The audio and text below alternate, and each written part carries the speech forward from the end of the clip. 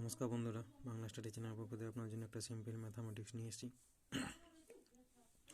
তো এখানে এটা আছে 3x + y = 4 আর x + 2y = 3। তাহলে x + y তার হোল স্কোয়ারের মানটা করতে হবে। তাহলে আমার এই দুটোর থেকে x y এর মানটা আমাকে বার করতে হবে। দেখুন এটা সিম্পলভাবে হচ্ছে 3x + y = 4 মানে 3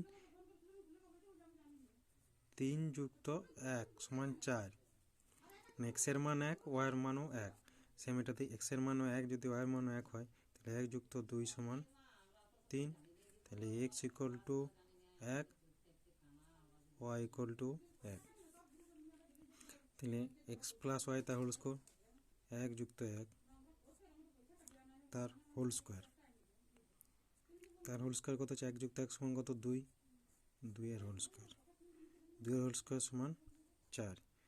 অ্যান্সার এটা। দেখুন কত সিম্পলভাবে এটা হচ্ছিল। 3 + 1 = 4 মানে x এর মান 1, y এর মান 1। এটা তো x এর মান 1, y এর মান 1। 1 + 2 = 3।